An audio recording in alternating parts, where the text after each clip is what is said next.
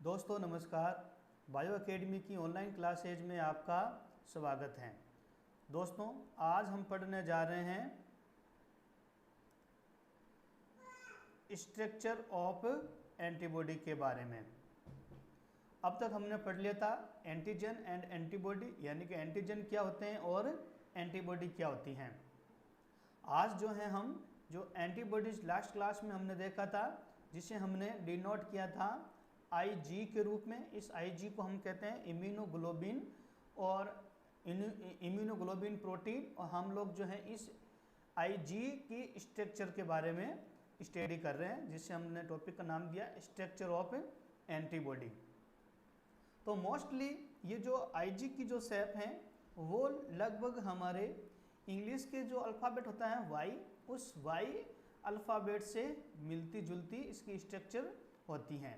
और एक जो एंटीबॉडीज हैं वो 4 प्रकार के पॉलीपेप्टाइड चेन से मिलकर बनी होती हैं। एक, ये 2, ये 3 और ये नंबर 4। ये 4 प्रकार की पॉलीपेप्टाइड श्रृंखलाओं से मिलकर बनी होती हैं। इन 4 प्रकार की पॉलीपेप्टाइड श्रृंखलाओं में से जो 2 श्रृंखलाएं हैं हमारी, वो कहलाती हैं हैवी चेन। जैसे ये वाली और एक ये इधर वाली, ये जो हैं नंबर 2 और नंबर 3 जो मैंने अभी नंबर लिखे थे, ये जो 2 चेन्स हैं ये हमारी कहलाएगी हैवी चेन, जिसे अपन डिनोट करेंगे कैपिटल H के द्वारा। और जो अदर्स श्रृंखलाएं हैं, दूसरी 2 श्रृंखलाएं, ये कहलाएंगी हमारी लाइट चेन, जिसे हमने यहाँ पे नंबर के द्वारा डिनोट किया। ये 1 नंबर और ये जो 4 नंबर चेन है ये कहलाएगी लाइट चेन, और इसे रिप्रेजेंट करेंगे कैपिटल L के द्वारा। इस प्रकार बच्चों एक लाइट चेन और एक हैवी चेन आपस में मिलकर एक डायमर का निर्माण करती है, यानी कि ये एक L और ये एक H। इस प्रकार ये जो मिलकर हैं आपस में किसका निर्माण करेगी? एक HL डायमर का निर्माण करेगी। इसी प्रकार यहाँ पर भी एक H और ये L मिलकर एक HL डायमर का निर्माण करेंगी। इस प्रकार एक जो हमारी एंटीबॉडीज हैं वो HL का एक डायमर हो गया। HL का मतलब हो गया कि एक हैवी चेन और दूसरी लाइट चेन, और ये चेन किन की है? पॉलीपेप्टाइड्स की मिलकर बनी होती हैं।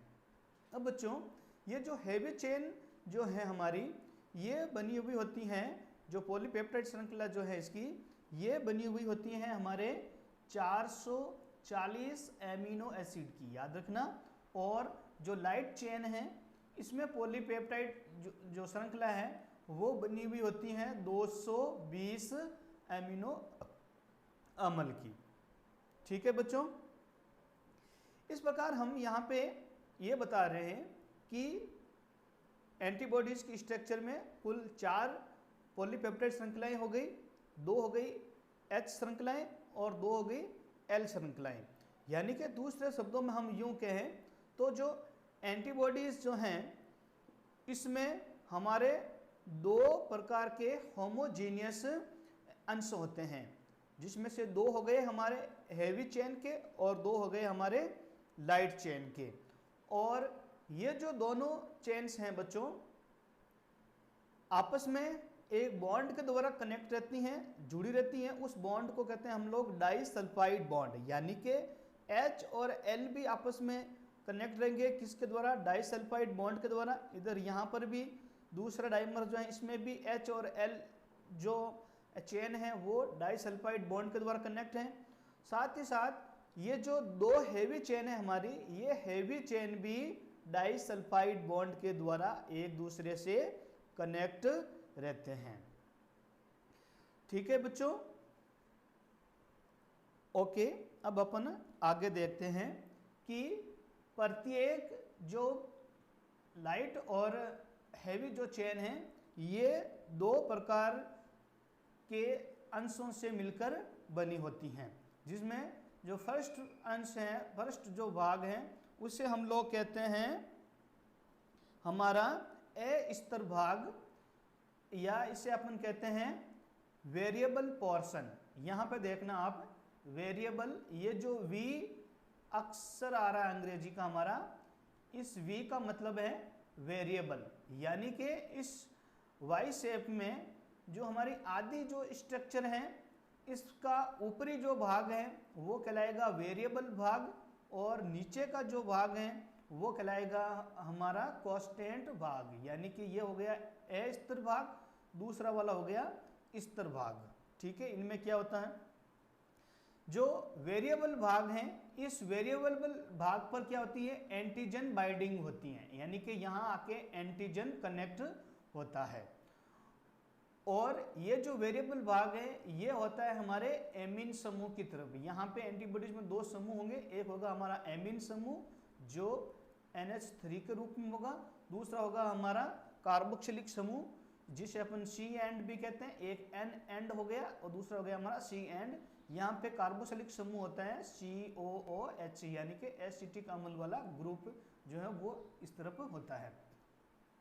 तो जो वेरिएबल भाग है वो जो है वो होगा N एंड की ओर, और जो कांस्टेंट भाग है वो होगा C एंड की ओर। और ये जो वेरिएबल भाग है इस वेरिएबल भाग को हम लोग कहते हैं फैब पोर्शन भी बोलते हैं। इसको क्या बोलते हैं बच्चों, याद रखना, इस वेरिएबल भाग को हम लोग बोलते हैं फैब पोर्शन। यहाँ यानी कि यहाँ से लेके ये वाला जो भाग है ये V है वेरिएबल, ये भी वेरिएबल, और यहाँ इधर भी ये जो V वाला भाग है वेरिएबल वाला, इसको अपन कहते हैं फैब पोर्शन। क्या कहते हैं, फैब पोर्शन। ठीक है, दूसरा जो भाग है जो कि हमारा कांस्टेंट भाग कहलाता है, और ये होता है हमारे C एंड की ओर, यानी कि यहाँ पे ये हमारा एसिटिक ग्रुप वाला COOH समूह ये प्रेजेंट रहता है। और इस भाग को हम लोग कहते हैं बच्चों, ये जो कंप्लीट भाग हो जाएगा इस भाग को कहते हैं हम लोग FC पोर्शन। क्या कहते हैं, FC पोर्शन। ठीक है, अब देखना बच्चों कि जहाँ पे वाई डायग्राम में जहाँ वाई फॉर्म का जहाँ पे ओरिजिन हो रहा है, यानी कि जहाँ वाई की वो स्टाक बन रही है वो वाला जो क्षेत्र है ये फ्लेक्सिबल होता है, यानी कि यहाँ से ये वाई के ऊपर का फ्रॉक बन रहा है, ये जो वाला फ्रॉक है ये हमारा जो फ्लेक्सिबल होगा। फ्लेक्सिबल का मतलब है कि ये एक एज ए हिंज की भांति कार्य करेगा। हिंज जो होता है यहाँ पे, इसका मतलब ये हुआ कि यहाँ पे जो एंटीजन का जो आकार होगा उस आकार के अकॉर्डिंग जो है हमारे एंटीबॉडीज में फ्लेक्सिबिलिटी पाई जाएगी, ताकि वो एंटीजन जो है इन एंटीबॉडीज के बीच में आसानी से समाहित हो सके। अपन यूं कहें कि जो एंटीबॉडीज हैं वो एंटीजन के आकार के हिसाब से अपने आप को एक स्टेबल कर लेगी, और जैसा ही उसका आकार होगा उस आकार के अकॉर्डिंग जो एंटीबॉडीज हैं उस एंटीजन को कैच कर लेगा। ठीक है बच्चों, तो ये थी हमारी स्ट्रक्चर ऑफ एंटीबॉडीज। अब आगे हम पढ़ते हैं एंटीबॉडीज के प्रकार। तो बच्चों एंटीबॉडीज के प्रकार पढ़े, इससे पहले मैं आपको एक एक करके थोड़ा स्लाइड को दिखा दूं। एंटीबॉडीज की जो स्ट्रक्चर पढ़ी है ना, इसका जो रिटर्न नोट्स हैं ताकि वो भी आपको मिल जाएगा। आप वीडियो को पॉज करके या इनके स्क्रीनशॉट लेके इनके नोट्स भी आप अपने नोटबुक के अंदर लिख सकते हो।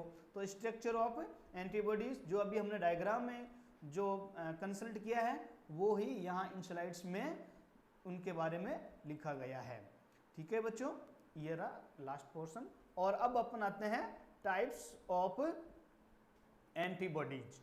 तो हमने देखा है कि हमारी जो एंटीबॉडीज हैं ये एक पॉलीपेप्टाइड श्रृंखला है, और यहाँ पे जो पॉलीपेप्टाइड श्रृंखलाएं हैं वो होती हैं हमारी 4 प्रकार की। ठीक है, जिसमें 2 समान प्रकार की थी जिन्हें अपन हैवी चेन कहा था, और 2 और समान प्रकार की थी जिन्हें हमने कहा था लाइट चेन। यानी कि टोटली जो पॉलीपेप्टाइड्स हैं वो हमारे 5 प्रकार के होते हैं अलग अलग। 5 different types of heavy polypeptide chains are found among the antibodies. जितनी भी हमारी एंटीबॉडीज हैं इनमें जो पॉलीपेप्टाइड श्रृंखलाएं थी वो टोटल कितने प्रकार की हो सकती हैं, 5 प्रकार की हो सकती हैं। और उनको हमने जो है वो ग्रीक लेटर्स के द्वारा डिनोट किया है, जैसे एक जो होती हैं वो हमारी कहलाती हैं अल्फा, दूसरी हमारी गामा, तीसरी जो एक टाइप से है उसको अपन कहते हैं डेल्टा, और एक को चेन को हम रिप्रेजेंट करते हैं एप्सिलॉन के द्वारा, और एक जो है वो कहलाती है हमारी mu. On the basis of the presence of heavy chain present antibodies can be divided into 5 types, यानी कि ये जो 5 प्रकार की पॉलीपेप्टाइड जो श्रृंखलाएं थी हमारी, जिनने अपन ग्रीक भाषा में डिनोट किया इनको अल्फा, गामा, डेल्टा, एप्सिलॉन और म्यू में, इनके आधार पर जो है हमारी एंटीबॉडीज 5 प्रकार की होती हैं। कितने प्रकार की होती हैं बच्चों? 5 प्रकार की हमारी एंटीबॉडीज होती हैं, याद रखना। इनमें से जो IgA हैं वो होती हैं डायमेरिक स्ट्रक्चर में, अभी मैं आपको डायग्राम दिखाऊंगा आगे। और IgA जो है हमारी वो होती हैं डायमेरिक स्ट्रक्चर में, और IgM जो है वो होता है हमारे पेंटामेरिक स्ट्रक्चर में, और बाकी जो 3 हमारे एंटीबॉडीज बच्चे हैं वो होंगे हमारे मोनोमेरिक स्ट्रक्चर में।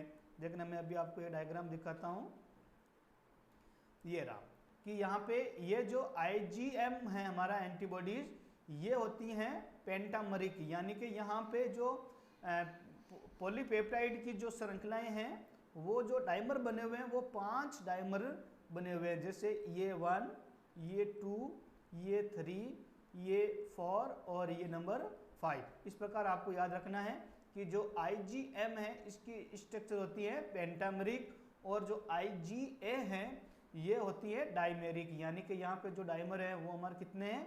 2 हैं, 1 और 2 डाइमर हो गए। बाकी जो हमारे एंटीबॉडीज हैं जैसे IgG, IgE और IgD, ये टोटली हमारे 5 प्रकार के एंटीबॉडीज हो गए।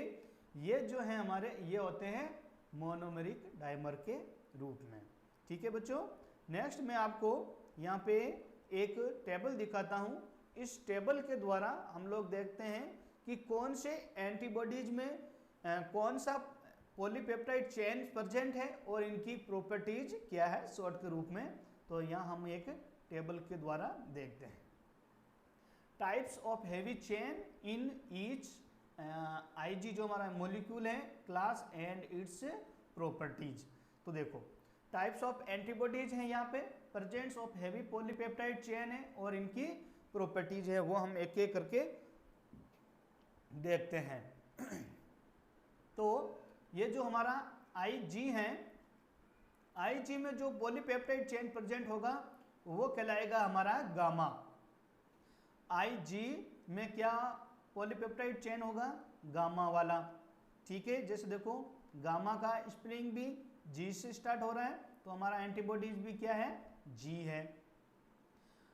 IgM जो है इसमें जो प्रेजेंट पॉलीपेप्टाइड होगा उसको अपन ने रिप्रेजेंट किया है म्यू के द्वारा, ये म्यू, और यहाँ पे म्यू को हम M से स्टार्ट कर रहे हैं, तो M का मतलब म्यू, M का मतलब IgM। आप लोग इजी वे में याद रख सकते हो।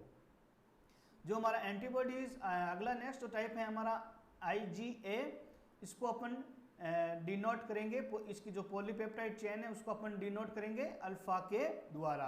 तो अल्फा को A अल्फाबेट से वैसे भी हम लोग इसको लिख रहे हैं, तो A का मतलब IgA, और IgE है इसको अपन रिप्रेजेंट करेंगे एप्सिलॉन के द्वारा, और इस एप्सिलॉन की जो सिंबल है वो भी ऑलमोस्ट हमारे E की भांति होता है, तो इसको अपन इजी वे में याद रख सकते हैं कि IgE पे कौन सी पॉलीपेप्टाइड चेन प्रेजेंट होगी? एप्सिलॉन वाली, और IG है इसे है जो है वो डिनोट करेंगे हम लोग डेल्टा के द्वारा। अब इनकी प्रॉपर्टीज देखते हैं। तो IG जो है ये हमारे प्लाज्मा सेल्स के अंदर जो ब्लड है, हमारे ब्लड में प्लाज्मा सेल्स के द्वारा सीक्रेट होती हैं, और ये एकमात्र हमारा एंटीबॉडीज है, याद रखना बच्चों।